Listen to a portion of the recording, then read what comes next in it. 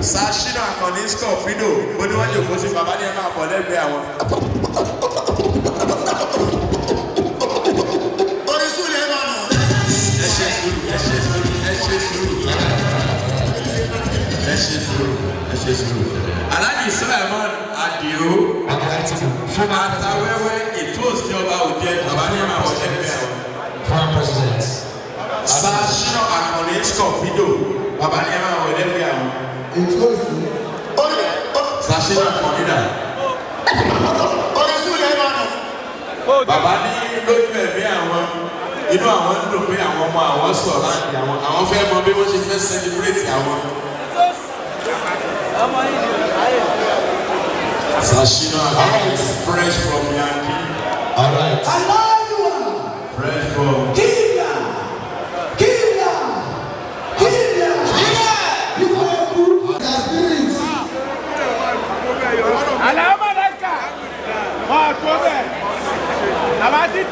Distinguished guests, ladies and gentlemen, as MCO and the Academy has been acknowledging, now right here, coming through right now, Alhaji Malaika, the king of Fuji, the Mandira, the Mekwere.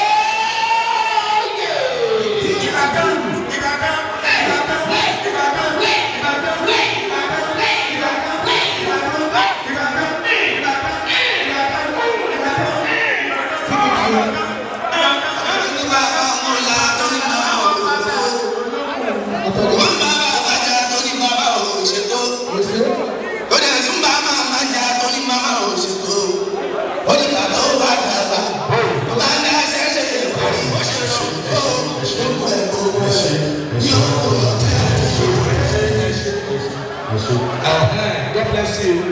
Enjoy the day. Would like his style. I love you, sir. Would like to share. Enjoy.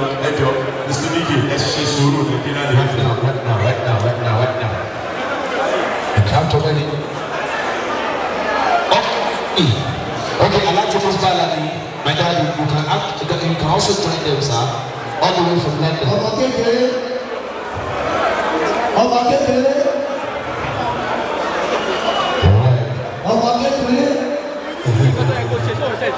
First fight blessing.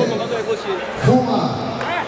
Gbogbo àwọn tí a ń pè yìí, àwọn tí ń rò pé kò sí owó nínú music, especially Fuji music industry, ibi tẹ́ ẹ ti máa mọ̀ pé owó ń bẹ èèyàn wà ní. Bàbá ní àwọn fẹ́ mọ bí àwọn ọmọ àwọn ṣe fẹ́ celebrate àwọn. Ẹ jọ. Aláàjì. Aláwìí alábàárìkà wọ́n ní ká bọ̀ lẹ́gbẹ̀ẹ́ àwọn. One man in the food industry, ladies and gentlemen. And this Alafuji is that not together. Yes, Father God. Àti ẹ̀ máa kọ́kọ́ dúpẹ́ lọ́wọ́ ọba orin King Dr. Saheed Òṣùpá bó ṣe wọlé báyìí ó ti ṣe dáadáa fún bàbá 500,000 ní kọ́kọ́ fi ṣe eré fún bàbá lórí stage.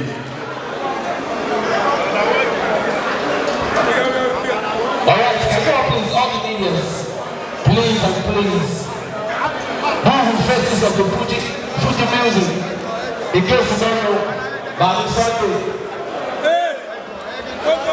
official manager of Ẹ jẹ́ kí ní ìṣẹ́jú náà ká tó ṣe bàbá máa ṣe yẹn ẹ jọ.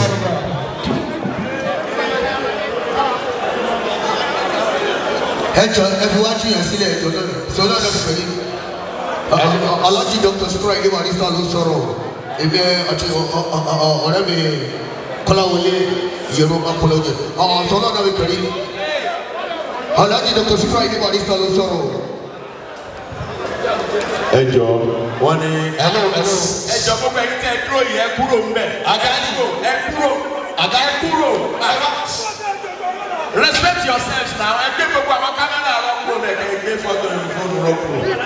Àwọn náà ní fóònù yìí náà. Hello, for those people are using phone. Alájí Ibrahim Aláwìyé ẹ jókòó síbẹ̀. Ẹ jọ ẹ̀sùn ẹni tí ọba sọ ẹ̀ka fóònù ọwọ́ ẹ̀ làwọn náà akínú ṣe é gan. Ẹ jọ ẹ má kí yàn bí bàbá ẹ̀sùn ẹ má yà fọ́tò. For now, no photo for now, please. Alhaji Adisa Owala ọba orin Kwara State wọ́n ní káwọn máa bọ̀. Wọ́n ti wá bẹ̀rẹ̀. Wọ́n ti wá ń bí bàbá sá. Ìṣe fọ́tò ni wọ́n fẹ́ yà o àwọn tá ẹni tí wọ́n jòkó yìí. Okay, sir. All right. Torí àkókò ẹ jẹ́ ká pè àwọn collective Àyìnlá fans club ọ̀rọ̀ Àyìnlá làwọn fẹ́ lọ jù ló ńlá ọ̀rọ̀. Shakura Shuni, all the way from America, he just came back, my boy. Collective I'm in China. Àyìnlá fans club ẹ máa bọ̀. Àwọn HSK Foundation káwọn náà máa bọ̀ ní lọ́ọ̀ṣì HSK Foundation. Aláṣẹ kó sílé ẹ máa bọ̀ ẹ wá bá wa lọ́ọ̀ṣì àwọn ìtòrí afẹ́fẹ́ orin. The CEO of Kosile Global International Phase 1, Phase 2. Aláṣẹ kó sílé Global. Phase 3, Phase 4 is coming through. You're listening now. Aláṣẹ kó sílé Global. Dr. Saheed, I want to appreciate Kosile. Kó sílé kó sáko. God bless. Ètò òsì. Ọba ọjẹ. Ìgbàmọ́lé ṣàbí ọmọ gbogbo àgbà. Ẹ̀sùn ẹ̀rọ kọ́ mọ̀. Ẹ jọ̀ọ́ torí àkókò. All right, audience, let's run this screen. Ẹ jọ̀ọ́ torí àkókò pápápá. Let's run this screen time. Collective fans club. Women, Fashionista Fuji, Babi Okere, 24. Gold, that is it. Collective fans club. We launched it with a sum of 500,000 naira.